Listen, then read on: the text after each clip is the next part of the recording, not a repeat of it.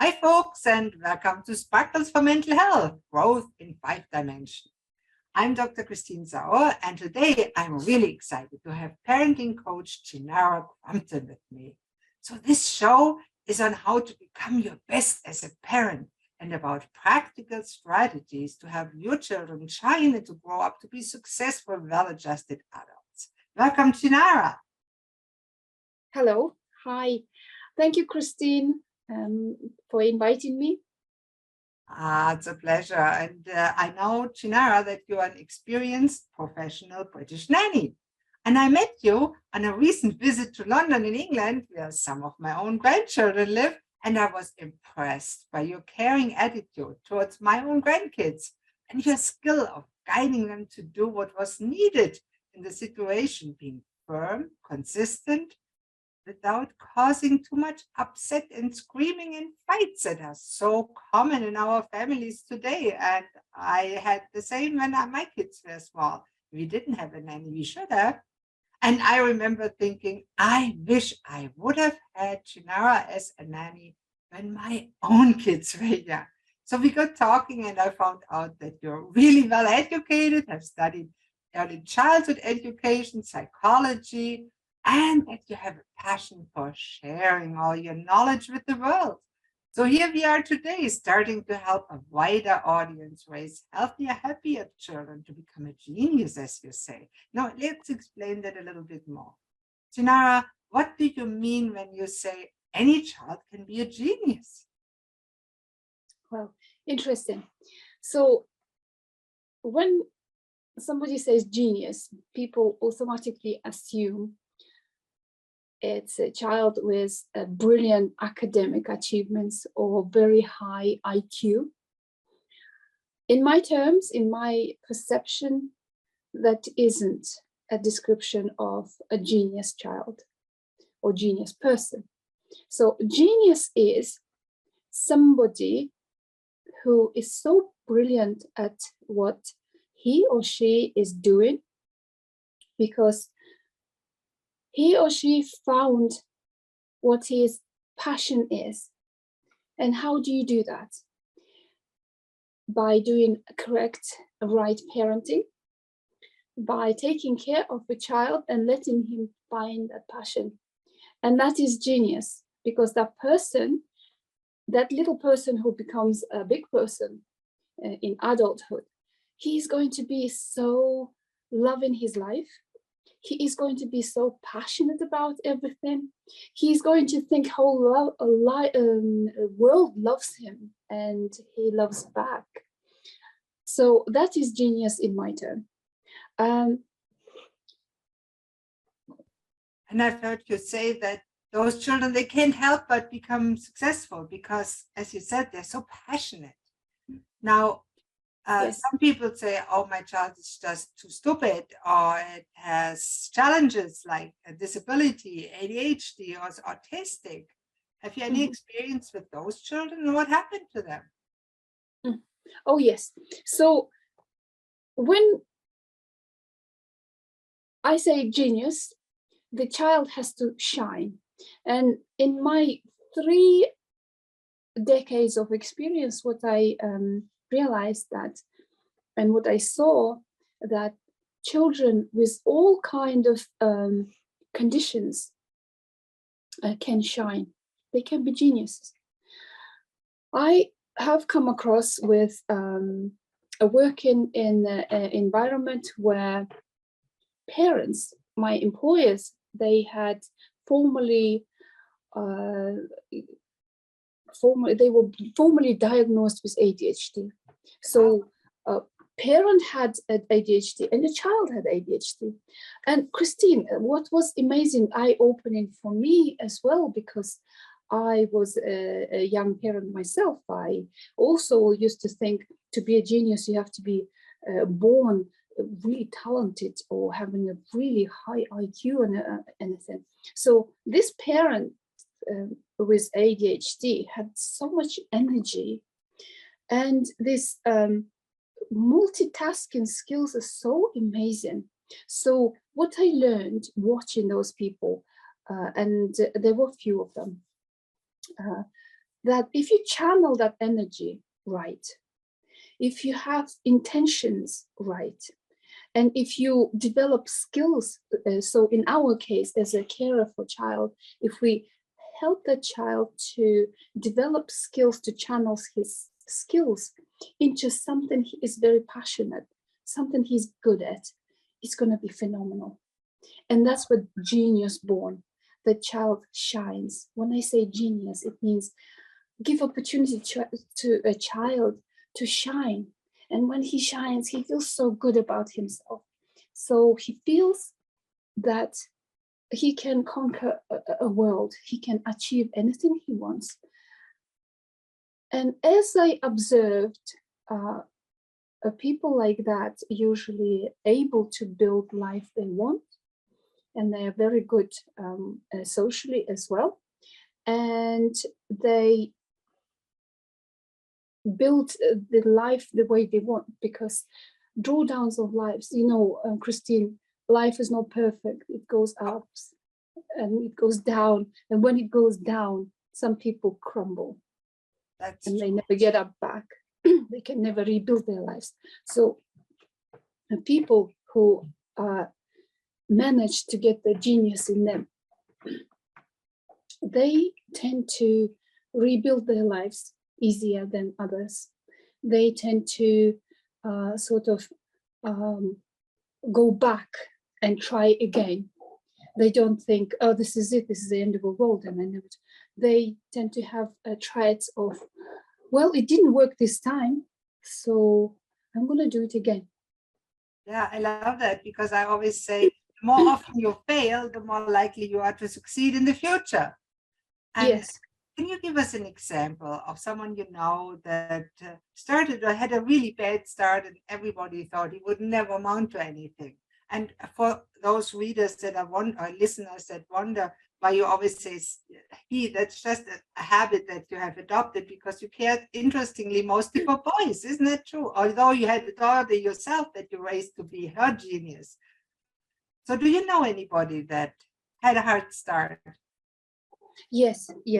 So I can tell you one case when little boy was born with lots of conditions because he was born early. So when he was born, doctors predicted not very good future. So what all was wrong with him? Sorry? What all was wrong with him? He was born prematurely and he had tumor in his brain. Oh my God. So then he had a severe hearing impairment. Wow. And, as a doctor, you know that when you can't hear, you also develop speech problems. So speech problems were a big thing. So what happened was that his parents, they didn't just accept the situation. They believed that with good care, they will change and he will get better and he will fight and he will survive. And as any other parents, we hope for best. So what is amazing, it did happen. He survived. And I watched him and I was in it, I was there, watched him how he walked in 24 months. 24 months is a bit late, but it was a big achievement, and it was the day I will never forget. We all were emotional. So he walked to learn, so he learned to walk, then he learned to write, then he got a hearing aid later on. He didn't have it for many years because of brain tumor. And it's interesting how children are very adaptable, He developed this lip reading. And it was so interesting. He would gaze at you and he would he already knew what you want from him. He already knows what you are modern at. And he was a good judge of character. And he also developed amazing memory. So all these skills, interestingly, he used at school. and he started bringing amazing grades. So later on, he finished school with such a high grades, and he was accepted to one of prestigious universities in England. And at present, he is working in genetics. And this is an important part, that he is so passionate about it. He never stops talking about it because he loves it and he's so good at it. So he is passionate about the environment. He's passionate about genetics to make difference for human life and etc. I admire this young man, and I know so much about him because he's my cousin. He's my cousin, and his parents, they're amazing people, both of them. So what did they do? This, you would think, this is such a case. Everybody really would have said that he's bound to be disabled for the rest of your life. You need somebody to care for him. And now look at that. Yes. He's self-sufficient. He's completely, on the contrary, he contributes highly to society. Mm-hmm. What a success story. It's a success. So what was his parents did phenomenal work.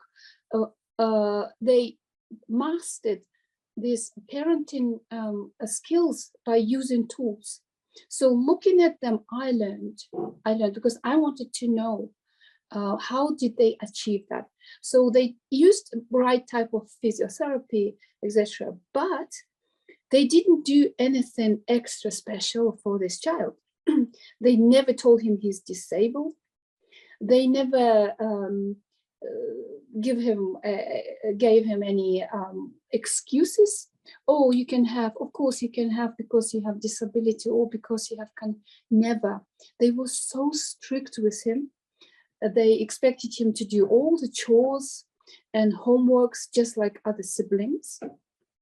So he grew up sort of surviving, but also in equal terms as children with non-disabilities. So that's what happened to Archie. And this is not just an isolated case, because I am in this nanny industry for 3 decades, as I mentioned, and I had a few more cases and quite a lot of them as well. Excuse me. So what I think, Christine, and I'm sorry I call you Christine, you're Dr. Christine, but we are working together now. And the amazing thing is your expertise on mental health and also your experienced parenting coach already. Putting together that with my skills, I think we can manage to deliver this message to many, many parents who can benefit. So your child does not have to be born talented and gifted and all that. Your child is already born with those genes. He already has it because scientists already proved it. Everyone knows that children have these 100 billions of neurons in the brain. They're sitting there. So it's up to us, parents, nannies, carers who care for children, to extract those genes, cultivate them, nurture them, feed them right, and give directions. And then child will find best in himself. And it doesn't matter who he is. He doesn't have to be brilliant in math. That's fine. He could be genius on doing something from mud. And I know such child actually who just couldn't do well academically. Christine, it's an amazing case actually. That's another one. So he couldn't, he didn't want physics, chemistry, math. He just wanted play in the mud in a farm. And he would say, never ever is he going to be amounting to anything. The interesting thing is his parents were so supportive, super intelligent people. So together we managed to bring this child up. And he went to college, and he's one of the best and most the biggest supplier of organic vegetables in Europe. And that boy who played in the mud in the wellies, he wasn't interested in anything else. So, and Christine, yes. Interesting. Going back to your question about ADHD, and I mentioned I knew parents. I haven't if I could just mention what they did. So, so they were my employers, and for me, it's always seemed, oh, this is a super rich person. This is so amazing. He must have been brilliant at school. So what I found out, they were self-made. And then even more I wanted to know. So I remember asking, I said, so you did well at school? And I was astonished to hear the answer, because he said, no, I couldn't do well at school. And I couldn't do well in sport either. So he finished school barely, or struggling when 16, so he didn't do high school. So then he said, I used to love driving a tractor. Just tractor. Then he had little plot of land, and he said, I calculated, he said, I calculated how much I would make money if I put crops certain amount or whatever, then if I sell it. And I worked it out, that's not enough. And do you know what he did? He worked it out the way how to invent a product which is organic, which is amazing, which people love. And he's famous. Every household knows his product. So that was only one example, but I know a few people. And that was another eye-opener, yeah. That last story, everybody wants to know. He wasn't successful in school. Was he put on medication? Sorry? Was he put on medication? Because he had ADHD, he used to take some medication. And that's another issue, I think. I am familiar with another child who used to take medication. And looking back now, I think, because I know more about it, I would not support that method, because what I watched, what I witnessed by observing people. So one of parents I worked used to take some medication but come off it. Another one didn't. So, but they had so much energy, and it was, for me, I think you can take ADHD not as a negative label. It's actually, you can use it. It's amazing, a source of energy, and they can do a few multiple jobs at the same time. And if they focus on something, it's going to be phenomenal results. I just can't pinpoint and explain how their brain works, but I know if you channel that, it's amazing. Wow, that's amazing. And I'm sure everyone that listening to this wants to know all about that, and we'll talk about that in a future show for sure. So if you're out there listening, feel free to comment with your questions, because I really want to hear what you're thinking, and listen on and take more of the good insights of Chinara with you into your own families. So Chinara, of course, yeah. Do you know, I think almost every third family might be interested in conversations like this, because I see more and more children with ADHD and how they misunderstood. Absolutely. So not just ADHD children now are depressed, and they have multiple illnesses that they slap on them, and sometimes there are multiple medications. And yes, I think medications have a point from my standpoint, but there are natural options and parenting options, and I feel they should be started first before Yes, you yes. give medication. Should, in my books, be the last resort, because honestly, we do not know what they do to the brain of a child in the long term. There are no long-term studies. We know it changes the structure of the brain. We do not know long-term effects. I've seen some that Yeah. didn't turn out well with medication, but that is, of course, one case. We don't know on average, and it's interesting. And in my opinion, and in your experience too, first explore all other options, and first explore good parenting, and strengthen Yes. the parts of the child and nourish those where they already shine and make them bigger. And like a good plant, I love gardening, and when you prune a plant, you cut away what you don't need, and you strengthen the parts of the plant that bear fruit. And that's exactly what you do with your parenting. The children are seed, and you nourish and nurture and grow them from the seedling to a strong fruit-bearing tree. Mhm. So, Chinara, we are all curious now. Why did you become a nanny of all people? Interesting.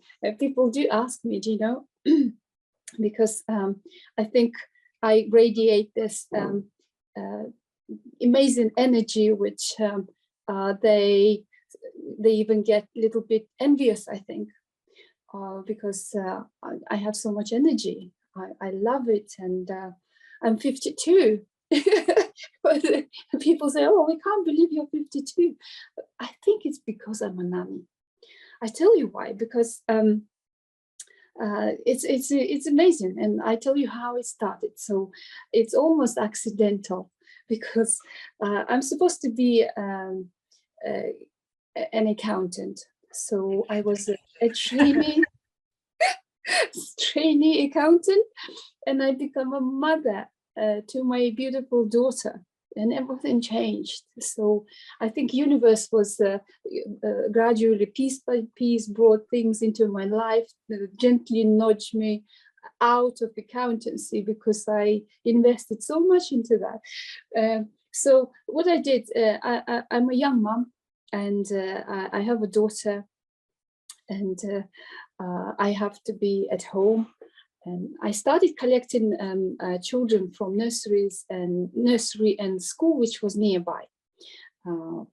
Children of parents who are stuck. They are at work till 5, 6, and school finishes 2:45, and somebody has to collect them. So I used to collect and take them to the park, play, feed them, and have so much fun in the park, play football and all that, and come back. And children go back with parents 6 or 7 in the evening, and parents pay me. So, and I couldn't believe the benefits. So I get paid. It was extra income, and I was with my child. That was amazing. And also the fresh air, the beautiful trees. And I love all this meditation and appreciating life, and beautiful parks with trees again. I love trees, you can tell that. So, and I thought, oh my gosh, if I go back to accountancy and get fully trained, I will be stuck in office and be stressed and caught up in office politics. And that's how my career started. I started babysitting like that. Then I phoned, in Britain, we have government officials called social services. So I wanted to do it correctly. So I got registered, and I asked, what do I need to do a professional childcare? They advised some qualifications, but I went further than that because I just couldn't come up with it. It's so fascinating to study psychology and early years development, and I never stopped ever since. It's amazing. That's how it started. Tell us, when you raised your own child, that was perfect, wasn't it? Oh, Christine, do you have to ask that question? Absolutely, we all want to know that. I want to look perfect, but there is nothing perfect, unfortunately. Yes, I was young mom and I struggled. So perhaps we could talk about struggles and mistakes at some point. There are quite a lot. I still remember when I had my two kids, oh my boy, did I make a lot of mistakes, big time. I Yes. feel we have to do an extra show about all the mistakes we made as Yes. parents, and that maybe Yes. helps other parents to realize, hey, it's okay. Yes. Nobody is perfect.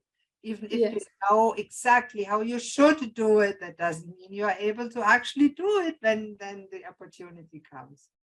Yes, you just have to, I think, try and also try to obtain all the resources. In my time when I was young mom, I was quite isolated and it wasn't so available, all this help available now. I mean, we are available now to train parents because there is no university and college. Right. No, When I was there's no young, good there was training. no. There's really no good training. There's books, and every parent thinks they know exactly how to do it, or they pick up one of the books that is more theory than practice. And some of them are good. I won't say they're not. There's a few things out there that I like, but really what people need, I think, is more practical, down-to-earth advice from somebody that has experienced Yes. it. Now, you've experienced it all, being a nanny. So Yes. there's a lot of parents listening now. What are some of the most common challenges that parents have to raise their children, and they try to make the children adults? What mistakes do parents make? Just a few. Just a few. Okay. So one of common mistakes parents can make is it's overprotectiveness. So it's natural. It's natural. It can happen to every parent because you want to keep your child safe. You want to teach your child. But sometimes parents can forget that a child actually needs a bit of a space. It's okay to fall. It's okay to cry, but he can learn from it. So it's a common mistake every parent does. I went through that as well. It's really a fine balance, right, between letting the children do worrying, and make mistakes, but not letting yeah, them make really serious mistakes that will cause some physical harm. But for example, when I wanted to have my hair cut, my mom said no, and I was really mad at her. And looking back, she should have allowed me to do it, because if I had been able to do it, maybe I would have realized I didn't like it. mm-hmm.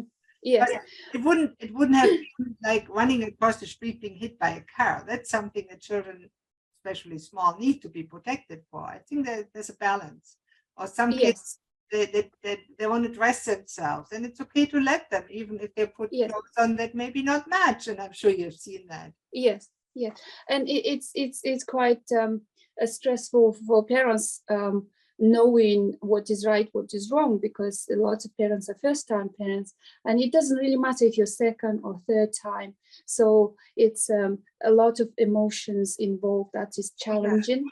Worrying and stress. The stress of balancing work with family life is the biggest one, I think, in my observation, because parents work, they make money, they pay for everything, they want to provide family, they want their children have everything. At the same time, they want to spend time, and it's quite difficult to balance it.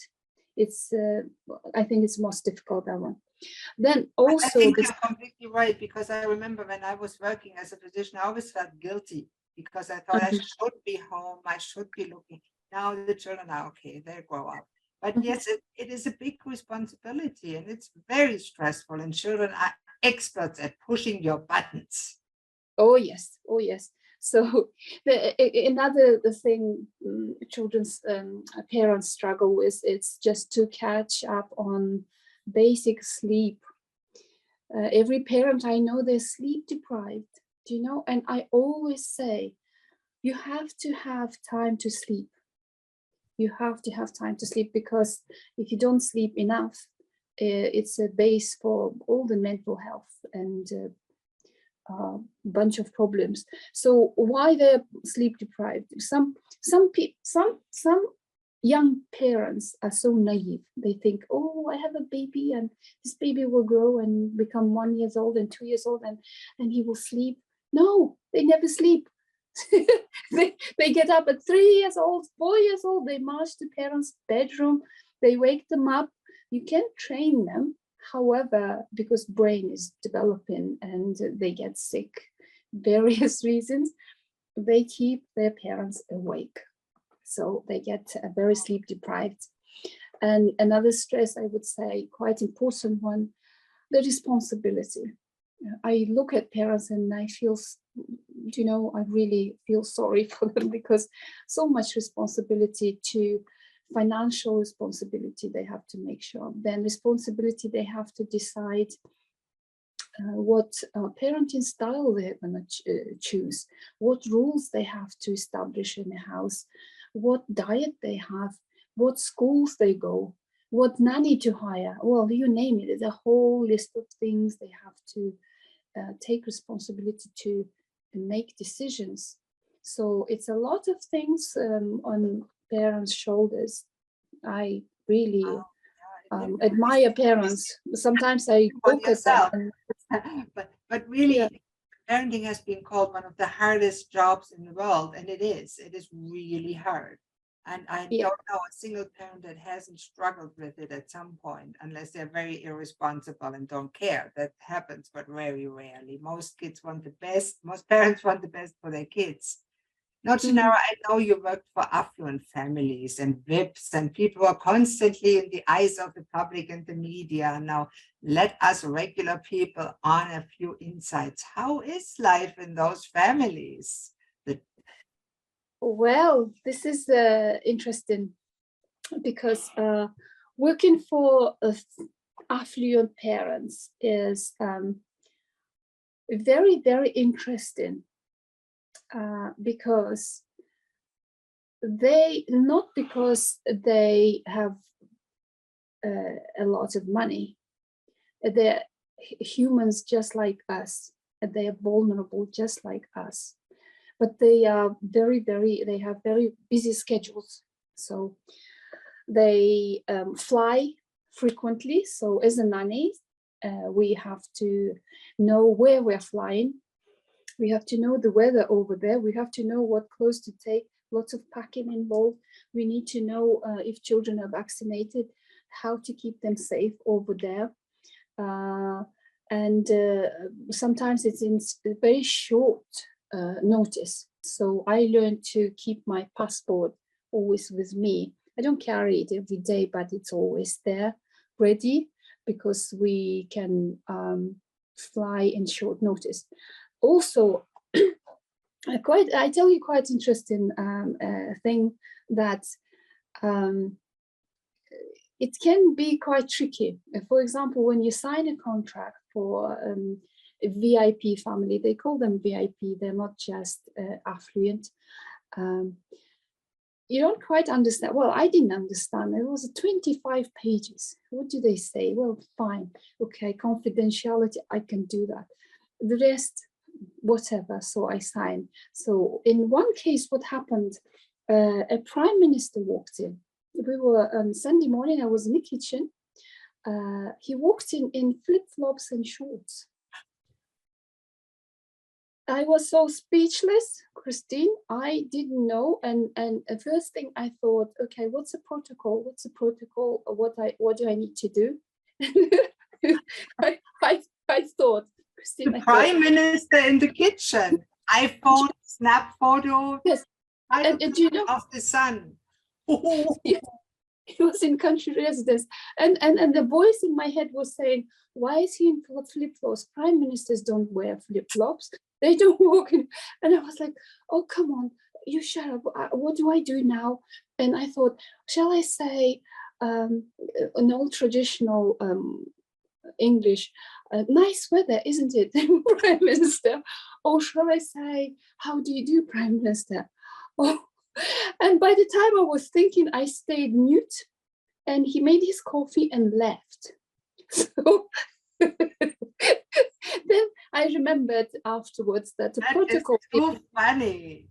Yes, it is. Chinara, what a treasure trove of experience and practical knowledge and fun. And I'm sure that our listeners will take in every little nugget, especially the Prime Minister. And it's let me ask you, Chinara, why do you want to change your career when you're so happy being a nanny?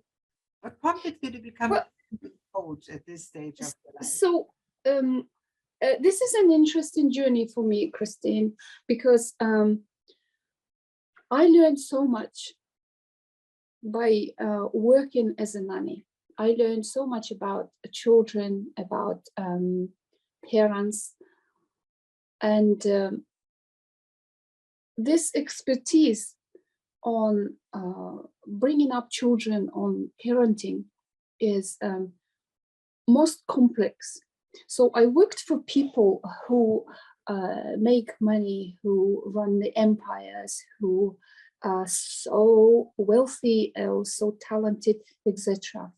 But the most difficult part, the most difficult job is parenting. I'm really honestly telling you, Christine, and you know that, it's parenting. So the journey being to become a parenting coach has an aim to reach out as many parents, because you only have one shot. So a child grows up so fast. So when a child grows up, that's when you're going to see your fruits of your labor. That's when you see the adult your child become. So I am so lucky that I met Dr. Christine, and Dr. Christine's expertise on mental health and brain health, together with my nanny expertise, can give so much support to parents from every angle, because it's not just a child, it's a whole family. It's a whole family, because stress, the all this fast growing world, children not coping at school, what shall we do about discipline? What shall we do about homeworks, etc.? It all comes together. So I think we have a very unique product here, which can be offered for parents. It is very, very in earthy, simplified language, compressed and simplified version of it, so every parent can implement. And imagine every parent, and I believe every parent wants to do best for their children, implementing those methods we are offering, and so many genius children in the world. Can you imagine? Isn't that wonderful? And really, nobody knows what your child is able to become in the future. And maybe your child, when you're listening here, will be the next president of America, or the prime minister of Great Britain, or another country. Yes. Maybe there will be a famous inventor, or lead a company that helps to improve many other people's lives. Yes, Christine, one person can make the difference in the world. Yes. So if I can make the difference, helping somebody, and somebody has a child, which they implement all these parenting tools and skills, and that child can make the difference in this world, then I would never regret. I would never regret.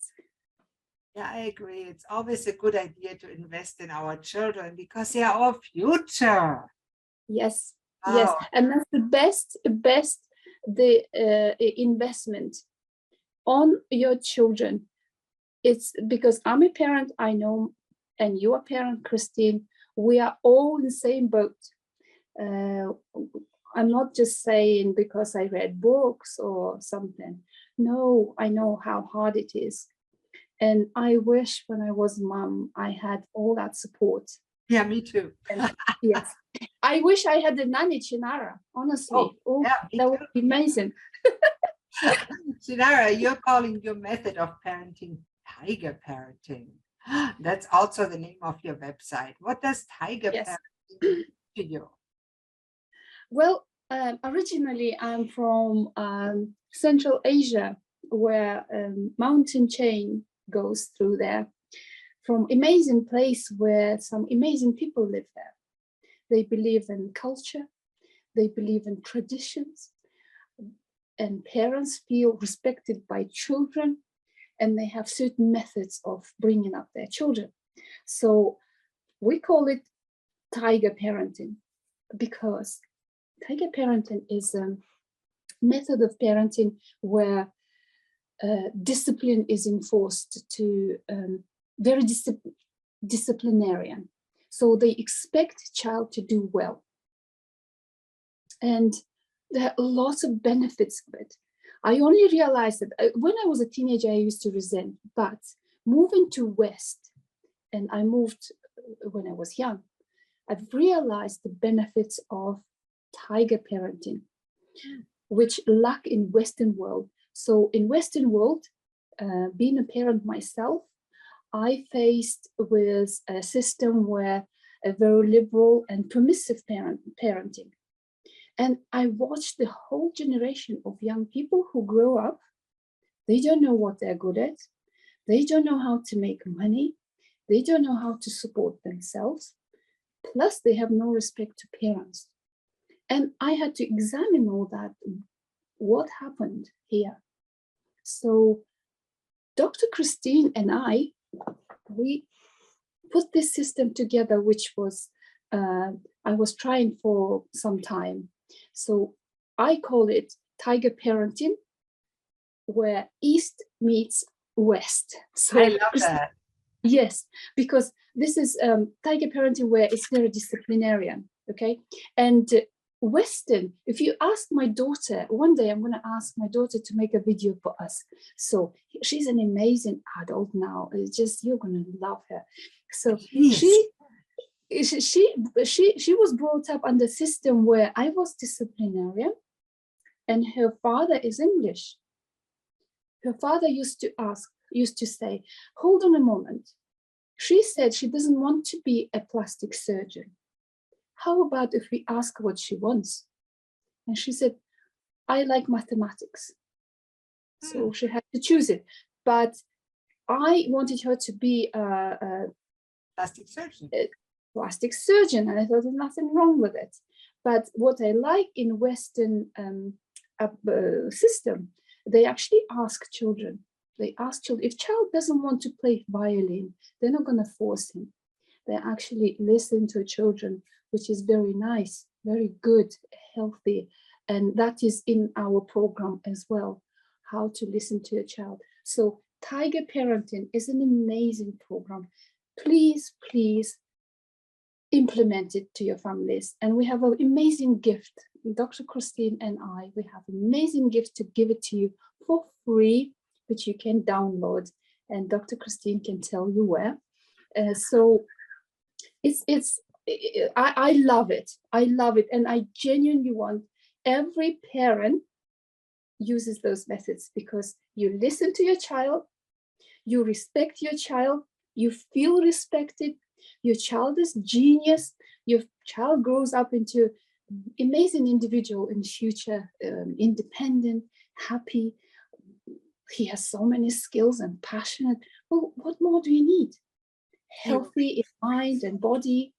So tiger parenting is very good. The way, Chinara, the way you teach tiger parenting and we do it together, those strategies really combine the best from Eastern and Western parenting traditions and science, and they result in the best results. And I think that is really amazing. And yes, we have a wonderful book that we did together, and where you explained the 10 best strategies and secrets that you recommend for parents to use if they want to raise their child to be a genius, to live in their genius zone, to become their best. And you know, to get it, all you need to do is go to the Chinara's website, which is www.tigerparenting.org. So it's not a com, it's an org website. So go down there right now, and I'll put the link on the video and underneath, of course. and download it for free. And it's 10 secrets that every parent needs to know. And I showed it to a few parents. I read it myself and said, oh, wow, I wish I would have known that. That's the reaction we always get. And I love that. So you will want to know them. If you have children or grandchildren even, you want to know what Chinara is writing. It's so true. So that's a great ending. And who doesn't want their children to shine, to become their best? So it's really amazing. So thank you again, Chinara, for doing that with me and for sharing your passion, your knowledge, your experience that you want to use to see more people and raise their children to become highly successful. And I can see us definitely do more shows on parenting, on children's mental health, on resilience, and creating maybe even books. Oh, sorry, interrupt me. Oh, I'm sorry. No, I just like children, put my hand up to can I just squeeze in just 3 little methods? So please. Oh, yes. Today they can take away and implement immediately. Go for it. Okay, so number 1, you just need 20 minutes a day to dedicate for your child. It has detrimental effect. So what you do, 20 minutes, and you tell your child, okay, this is your time. We can do anything you want, but not watching telly or playing games, anything, literally anything. And those 20 minutes, you give full attention to your child. So your child knows this is his or her time and he or she was heard. So maybe your child can tell about troubles at school or amazing friends, or maybe they were up to no good somewhere. You don't raise your eyebrows. You don't comment anything negative. You don't threaten, you don't say that's unacceptable, you just listen, you nod and say, that must be difficult, that probably was difficult for you, or I am so proud of you. Those 20 minutes, they will come back as 20 million benefits to you. Trust me, because it's called bond between a parent and a child, just 20 minutes. So if you do that, then second one, you can enforce family rules. That's where the discipline comes. If you don't get bonded, your discipline is not going to work. So when you do disciplining, you write down 4 rules, no more. Okay, 5. You write them down, make it very clear, and you explain the consequences and stick it on the fridge. That's it. And if they break the rule, you don't say, I give you 1 chance and second one and that. And no, you enforce consequences. That's it. It will give you amazing benefit of asking your child just once in the future without losing any temper or getting frustrated. Number 3, please, please, please, every parent out there, tell your child many times a day or times of a night, anytime, how much you love your child. So even when you enforce the consequences of broken rules, child will know you love him or her. So please tell that you always, always love. It doesn't matter in what circumstances. It doesn't matter if you're disciplining and you are enforcing the family rules, or you want him to do something, or you are disappointed. He still will know you love him. So 3 things. Surely you can do that. Thank you, Christine. I'm sorry I interrupted you. No, that was so worth it. Thank you for being so generous and share those 3 tips, because even if you don't go to the website, which I highly recommend because there's more, then at least you have the 3 really important tips. Yes. And if you just do these 3 kids, your children probably will turn out so much better than they would otherwise. Oh, yes. Yes. So again, if you want to get Chinara's 10 best secrets for the stressed parents and how to raise your child to be a genius, just go to Tiger Parenting, Tiger Parenting, one word, .org, and then you can download for free from there. And I can't wait to see all the children of these smart parents shine and succeed. So that's the end of today's version of Sparkles for Mental Health. Make sure to subscribe to our show so you don't miss another episode. See you next time. Bye-bye. Thank you.